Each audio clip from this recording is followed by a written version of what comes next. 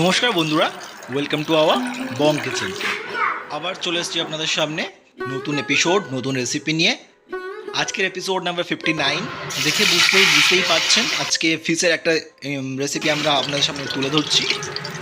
এই রেসিপিটা গরমকালে খুবই ফেমাস, খেতেও ভীষণ সুন্দর। এই রেসিপির নাম দই কাতলা, বাঙালিদের একটা অথেন্টিক রেসিপি। তো চলুন দেখে নেওয়া যাক এটা কি করে বানাবো।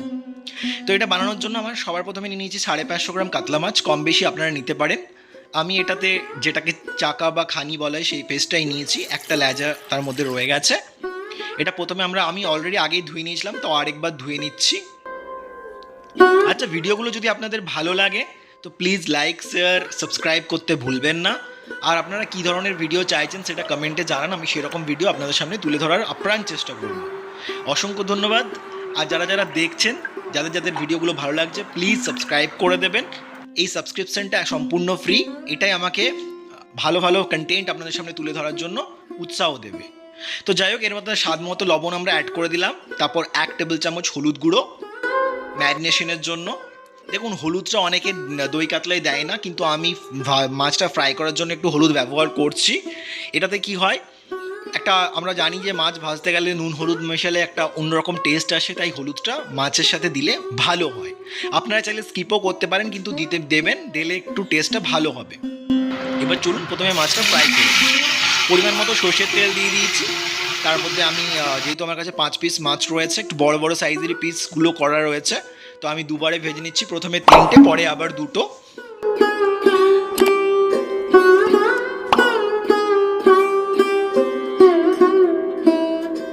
যখন একটা সাইড হয়ে যাবে তখন উল্টে পাল্টে যেমন করে আমরা মাছ ভাজি, এটা আশা করি বলার কিছু নেই, তাও আমি একবার দেখিয়ে দিলাম।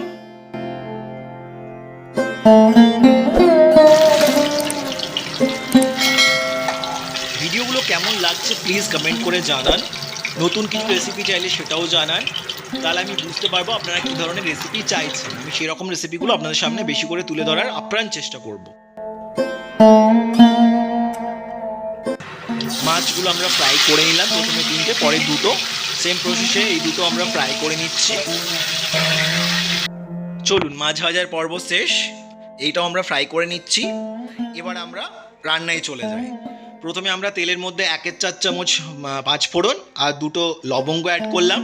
তারপর 1/2 ইঞ্চি দারচিনি আর 2টো এলাচ, সবগুলো দিয়ে আমরা ভালো করে নাড়াচাড়া করে নেব। এলাচটা একটু ফাটিয়ে নেবেন, ঠিক আছে? এলাচটা একটু ফাটিয়ে নেবেন যাতে এলাচের এসেন্সটা বা ফ্লেভারটা তেলের মধ্যে আসে। এবার আমরা পেঁয়াজ কুচো অ্যাড করব। আমি একটা মিডিয়াম সাইজের পেঁয়াজকে রাফলি কেটে নিয়েছি, সাইডে লম্বা লম্বা করে, সেটা অ্যাড করে দিলাম। আমি কাটার প্রসেসটা দেখালাম না, ভিডিওটা অনেক লম্বা হয়ে যাবে বলে আমি যতটা সম্ভব ছোট করে ভিডিওগুলো করছি, যাতে আপনারা ধৈর্য ধরে পুরোটা দেখতে পারেন। মাছ এইটা কাটা খুবই সোজা, স্লাইস করে কেটে দেবেন তাহলেই হবে। তারপর আমরা সামান্য একদম 1/2 চা চামচ মতো চিনি অ্যাড করলাম, যাতে চিনি অ্যাড করলে কি হয় যে চিনির পেঁয়াজের কালারটা ভালো আসে। আর যখন পেঁয়াজটা গোল্ডেন ব্রাউন কালারের মতো হয়ে উঠবে, দেখতে পাচ্ছেন কালার চলে এসছে। এখন আমরা অ্যাড করছি 1 চা চামচ রসুন বাটা। আপনারা মিক্সিতেও পেস্ট করে নিতে পারেন, আমি হ্যান্ড গ্রেড করেছি। আর 1 চা চামচ আদা বাটা। এই নয় যে শিলনোড়াতে করতে হবে, হামনদিস্তা বা মিক্সিও ব্যবহার করতে পারেন। এবারে 2টো কাঁচা লঙ্কা আমরা চিড়ে এর মধ্যে অ্যাড করলাম, দিয়ে এটা নাড়াচাড়া করবো আমরা। দই কাতলা রেসিপি কিন্তু খুব ইন্টারেস্টিং রেসিপি, খেতে ভীষণ সুস্বাদু হয়, আর গরমে তো জাস্ট জমে যায়।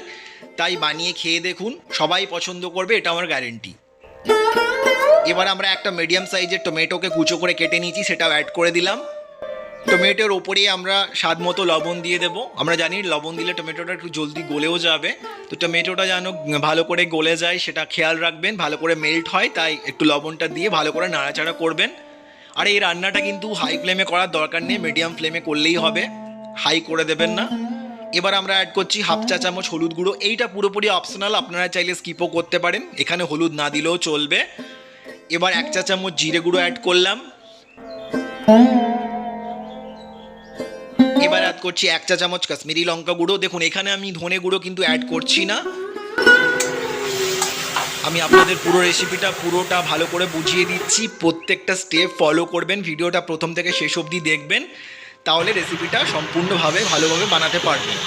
এবারে একটুখানি জল দিয়ে দিলাম যাতে মশলাটা পুড়ে বা জ্বলে না যায়, দিয়ে ভালো করে আমরা নাড়াচাড়া করব।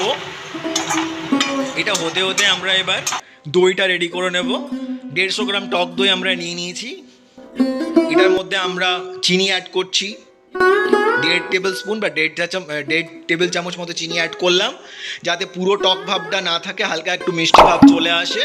দিয়ে এটা ভালো করে আমরা ফেটিয়ে নেব, যেমন করে আমরা বেসন ফাটাই সেরকম। দইটা ভালো করে আমরা চিনির সাথে মিশিয়ে নিলাম। এবার এই দইটাই আমরা এখানে অ্যাড করে দেব। এখানে খুব বেশি জল দেবার দরকার নেই।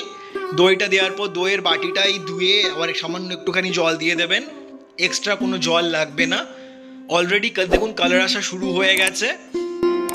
এই রান্নাটা কিন্তু খুব টেস্টি হয়, বাঙালিদের একটা স্পেশাল রেসিপি দই কাতলা। আর বাঙালি মানেই মাছ খেতে ভালোবাসে, তাই না? এবার আমরা অ্যাড করছি এই অবস্থায় 1.5 টেবিল চামচ টমেটো সস। এটাতে কালারও চলে আসবে, একটা মিষ্টি স্বাদও আসবে, তাই এটাও দেবেন। এইবারে দইয়ের বাটিটা ধুয়ে আমরা একটুখানি জল দিয়ে দিলাম। এবার আমরা নাড়াচাড়া করে নিচ্ছি। আমাদের অলমোস্ট রান্না হয়ে এসেছে। যখন একটু ফুটে আসবে আমরা মাছগুলো একের পর এক ছেড়ে দেব। দিয়ে বেশি না, মোটামুটি আমাদের 3 থেকে 4 মিনিট, খুব জোর 4 মিনিট আমরা মিডিয়াম ফ্লেমে বা হাই ফ্লেমে কুক করলেও চলবে। তাহলে মাছগুলো প্রপারলি গ্রেভিটার মধ্যে ডুবে যাবে। 2 থেকে 3 মিনিট আমি বলছি, 4 মিনিটও করতে পারেন, হাই ফ্লেমে করবেন। তাহলে বুঝতে পারবেন যে মাছগুলো পারফেক্টলি মাছগুলোর মধ্যে গ্রেভিটা মানে একটা আলাদাভাবে ঢুকে যাবে, ভিজে যাবে, মাছটা বড় হয়ে যাবে। আমাদের রেসিপি তৈরি। আমরা এবার এটা সার্ভিং বলে নিয়ে নিচ্ছি। দেখুন কি সুন্দর হয়েছে। এটা স্টিমড রাইসের সাথে জাস্ট জমে যায়।